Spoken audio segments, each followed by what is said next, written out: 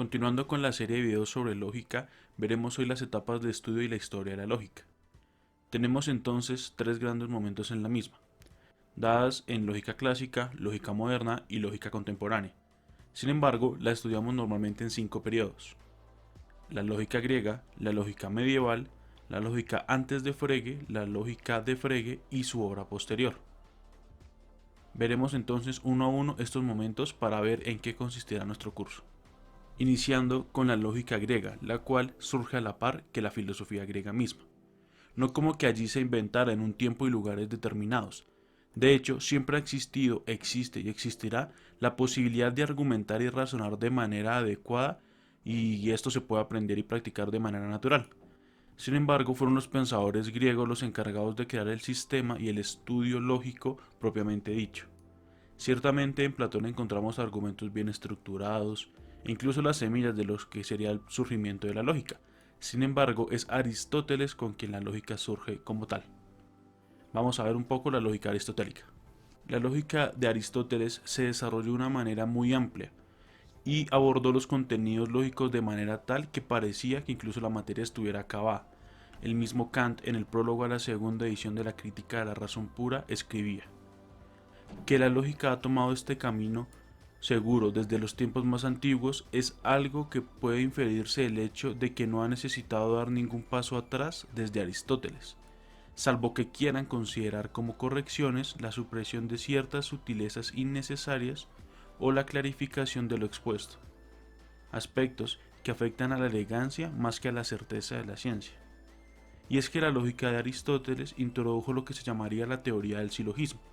En su teoría, Aristóteles consideró y estudió los 4 tipos de proposiciones que utilizamos y que estudiaremos en los argumentos, siendo estas las formas enunciativas A, E, I, O, que veremos más adelante en una serie de videos, y que se conocen como el universal afirmativo, el universal negativo, el particular afirmativo y el particular negativo. Esta propuesta aristotélica haría lugar a relaciones lógicas entre enunciados que eventualmente veremos en el cuadro de oposición tradicional. Este estudio de las proposiciones y de los silogismos nos llevó a lo que hoy consideramos la teoría general de la inferencia deductiva, y que también veremos más adelante. Ello nos permitirá entender qué es un término mayor, un término menor, un término medio, qué son las premisas mayores, menores, etc. Sin embargo, recordemos que acá estamos en el plano de la deducción y no la inducción durante todo este curso. Finalmente, decir que la silogística aristotélica estudió argumentos formados solo con 3 proposiciones mayormente, 2 premisas y una conclusión. Ciertamente es una forma bastante simple, pero lo decimos nosotros hoy en día, 2500 años después. Hay que estar ahí, ¿no? Un segundo momento histórico de la lógica griega, y que es válido recordar que estamos trabajando el libro de Martha y William Neal, es aquel que trabajaron los megáricos y los estoicos, a los cuales también dedicaremos un video más adelante. De momento decir que en Grecia estas dos escuelas hicieron unos aportes significativos a la lógica, a saber, los megáricos, escuela fundada por Euclides de Megara, y los estoicos, aportaron lo siguiente. Por parte de los megáricos debemos el hallazgo y formulación de cierto número de interesantes paradojas, la reconsideración de las más relevantes nociones modales y la iniciación de un importante debate sobre la naturaleza de los enunciados condicionales. Afirman los Nil que, mientras la teoría lógica de Aristóteles se vio estimulada, según todos los indicios, por la reflexión acerca de los procedimientos vigentes en el dominio de la geometría, los megáricos parecen haber concentrado su atención en la dialéctica zenónica y las diatribas argumentales de la vida cotidiana que dieron lugar a lo que Platón y Aristóteles llamaban erística. De los estoicos afirman que fueron los primeros en elaborar con detalle una teoría de la argumentación en la que se tuviera en cuenta la forma condicional y otras formas complejas de las proposiciones. De momento sería eso lo que veríamos en la lógica clásica.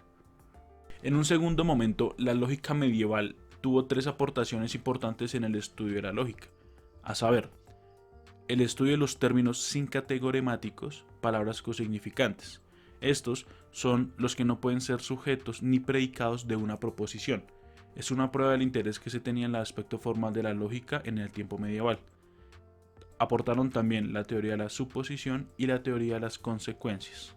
La lógica moderna y contemporánea encuentran un antes y un después en el trabajo de Gottlob Frege, un filósofo y lógico alemán quien vivió entre 1848 y 1925. Antes de su trabajo encontramos tres consideraciones importantes en asuntos lógicos.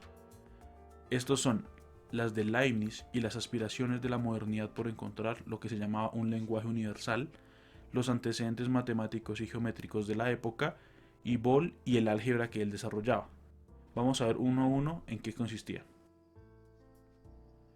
Por el deseo del lenguaje universal, podemos decir que estando ya en este periodo entre la filosofía medieval y la filosofía moderna, varios matemáticos y filósofos tuvieron la intención de encontrar y formular un lenguaje universal del razonamiento, entendiendo universal no en el sentido de popular o de masas. Ramón Lull en el siglo XIII, Descartes también formulaba algunas ideas en algunas cartas, John Wilkins y George Dalgarno en Inglaterra del siglo XVII hicieron lo propio, así como varios pensadores jansenistas del Port Royal de la época. Leibniz se interesó en este asunto también. Acá se hace evidente el interés y la relación que se da entre el pensamiento matemático y la lógica. En su proyecto buscaba un lenguaje que reflejara la estructura del pensamiento y que, por su medio, se pudiera llevar a cabo un cálculo que permitiera decidir todas las cuestiones relacionadas de consistencia y consecuencia. La manera como él vislumbraba este nuevo lenguaje era en términos de una analogía con la construcción de los enteros. En este nuevo lenguaje se podían expresar las ideas simples y las complejas. Pensemos en los números enteros. Estos o bien son números primos, ideas simples, o se obtienen como producto de los números primos, ideas complejas. Cuando hablamos de los antecedentes matemáticos y geométricos previos a Frege, decimos que con el surgimiento del álgebra abstracta, las geometrías no euclidianas y la matemática, a su vez que la lógica, entendieron que podían modificar, negar o rechazar principios asumidos que solo la costumbre había hecho que parecieran inamovibles. Estos avances, por ejemplo, de Peacock, Hamilton, Galois y demás, influirían mucho en Boole, que es un hito importante en la lógica previa a Frege.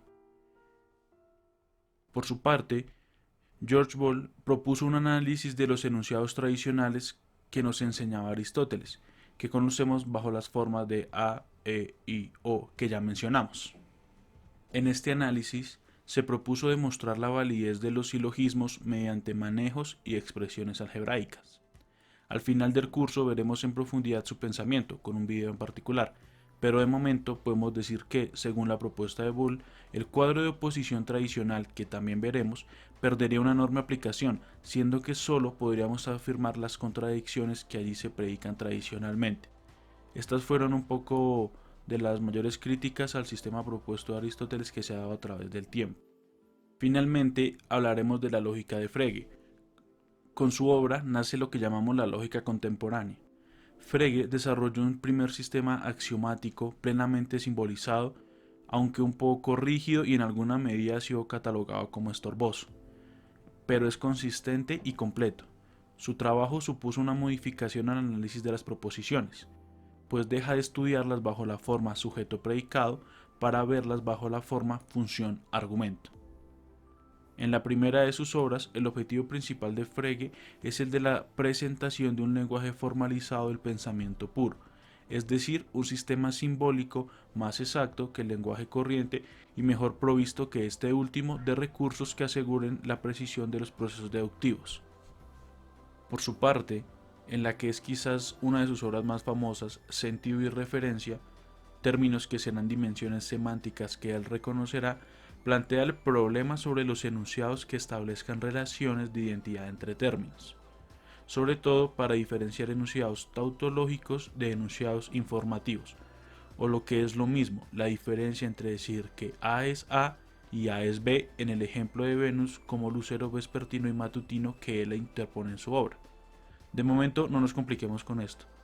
En todo caso, esta sería una breve visión panorámica de la historia de la lógica, como la abordaremos en esta serie de estudio, obviamente centrándonos más en los aspectos que interesan a un estudiante de lo que nosotros conocemos como el bachillerato.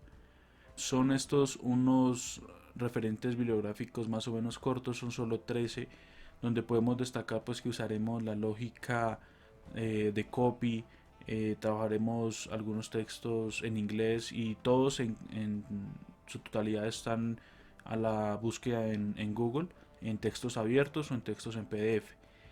Finalmente, agradecer por acompañarnos en estos videos y continuar estudiando lógica. Muchas gracias.